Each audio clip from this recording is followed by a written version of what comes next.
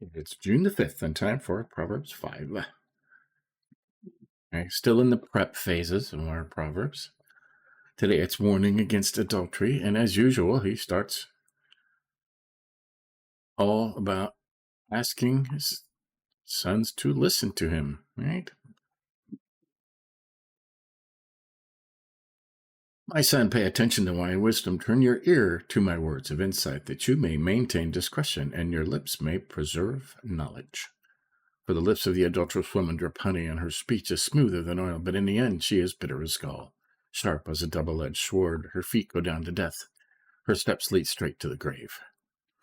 She gives no thought to the way of life. Her paths wander aimlessly, but she does not know it.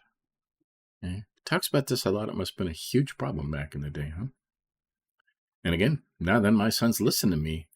Do not turn aside from what I say. Keep to a path far from her. Do not get near the door of her house, lest you lose your honor to others and your dignity to one who is cruel.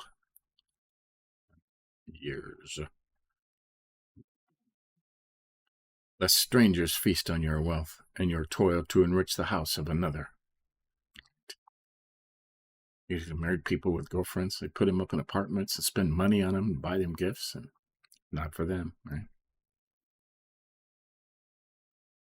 At the end of your life, you will groan when your flesh and body are spent. You will say, how I hated discipline, how my heart spurned correction. I would not obey my teachers or turn my ear to my instructors. And soon I was in serious trouble in the assembly of God's people, right? When they find out. Mm-hmm. Good advice. Drink water from your own cistern, running water from your own well. Should your springs overflow in the streets, your streams of water in the public squares, right? Things that belong to you, your money, your finances, your seed. Right? Let them be yours alone, never to be shared with strangers. He's talking about the personal bodily parts, right? Never to be shared with strangers. Love the notes over here. He teaches us sobriety, exhorting us to live of our own labors and to be beneficial to the godly that want.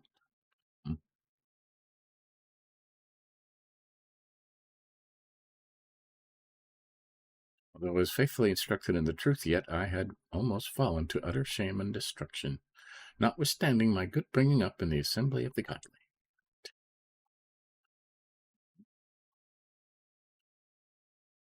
Okay, never to be shared with strangers. May your fountain be blessed, and may you rejoice in the wife of your youth. A loving doe, a graceful deer, may her breast satisfy you always. May you ever be intoxicated with her love. Right? Love your wife. Okay? Why, my son, be intoxicated with another man's wife? Why embrace the bosom of a wayward woman? For your ways are in full view of the Lord, and he examines all your paths. Got that? The evil deeds of the wicked ensnare them. The cords of their sins hold them fast. For lack of discipline, they will die, led astray by their own great folly. Well, this is a single subject, right? Warning against adultery. How about highlighted in here? Bitter as gall, shall pose it to a sword, her feet go down to death, her steps lead straight to the grave. He said it must have been a problem with, married women not getting enough attention back then. So, because he wrote about it a lot. Okay. And you have to understand back then, there was nothing else to do. Okay. They did not have electronics or newspapers or TV or entertainment, right? It was work and eat and sleep and work and eat and sleep. Right?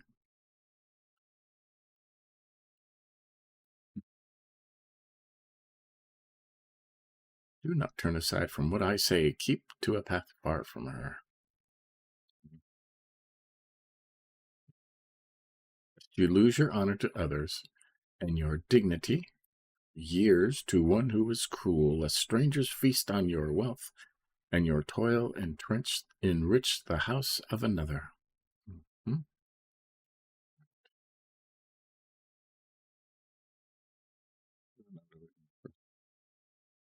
That is thy strength and goods to her that will have no pity upon thee, as is read of Samson and the prodigal son. Right? Remember those two? Samson lost his strength to lust. Okay? And the prodigal son lost everything to riotous lovings, and they didn't care. Okay, they don't care. When you run out of money, they kick you to the curb, and you lose all that for nothing.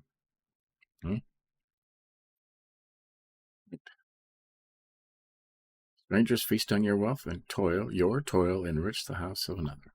Then they kick you to the curb as soon as you're broke. The end of your life, you will groan when your flesh and body are spent.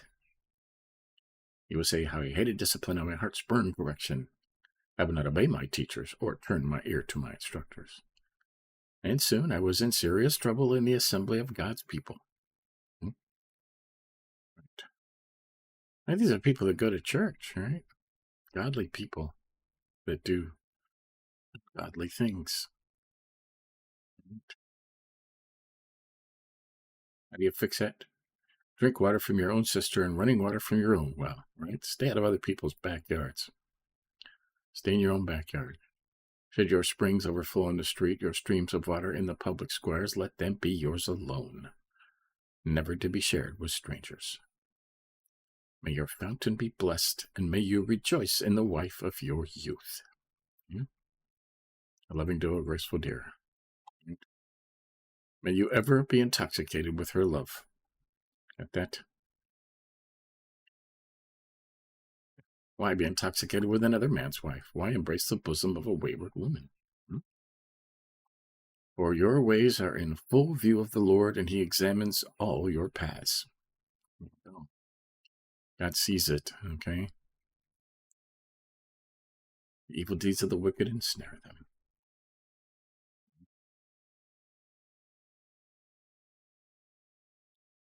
Like the notes in the 1599 version. Which giveth herself to another other than her husband.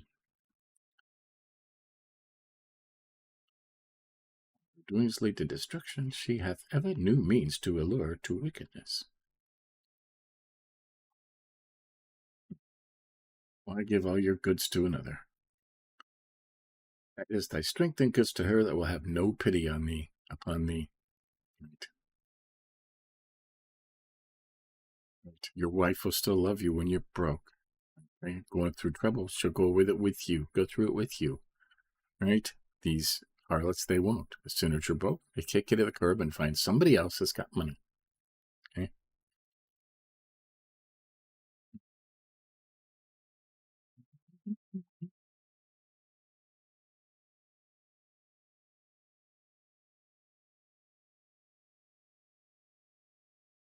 Distribute your goods not to them, not to the wicked and infidels, but reserve them for thyself, thy family, and them that are the household of faith. Right?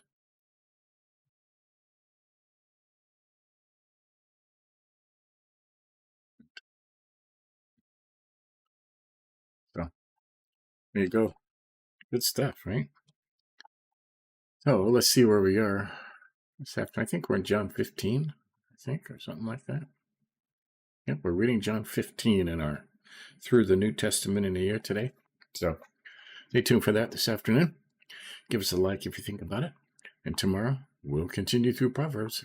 See you next time.